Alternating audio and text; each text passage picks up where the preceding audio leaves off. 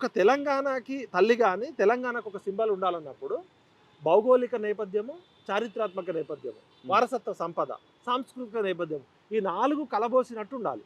ఇప్పుడు తెలంగాణ తల్లి విగ్రహం పెట్టినప్పుడు కూడా అప్పుడు Telugu university fine arts experts ఆయన పేరేదో ఉండే వెంకటాచారి గారు, జయశంకర్ గారు, మేధావులంతా కూర్చొని చాలా రకాల విగ్రహాలు, నమూనాలు, చాలా మార్పులు గురయ్యే ఇది కేసీఆర్ పెట్టిన తెలంగాణ తల్లి విగ్రహం కాదు, లేకపోతే అది కవితమ్మ పెట్టిన విగ్రహం కాదు. కానీ కవితలాగా ఉంది విగ్రహం అని అప్పట్లో అప్పుడు పెట్టిన విగ్రహం కవితలాగా ఉందంటే ఇప్పుడు పెట్టిన విగ్రహం రేవంత్ రెడ్డి కూతురు లాగానో రేవంత్ రెడ్డి గారి భార్య లాగానో ఉందంటారు.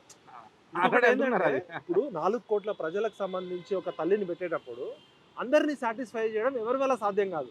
ఒక ఆయన అంటాడు ఇది అగ్రవర్ణాల తల్లి అంటాడు, ఇంకో ఆయన అంటాడు ఇది బీసీలకి సంబంధం లేదంటాడు, ఇంకో ఆయన మా ఎస్సీ ఎస్టీల తల్లి కాదంటాడు. ఇప్పుడు ఒక మెజారిటీ ఏంది, తెలంగాణ అంటే బతుకమ్మ, తెలంగాణ అంటే పంటలు, తెలంగాణ అంటే అస్తిత్వం.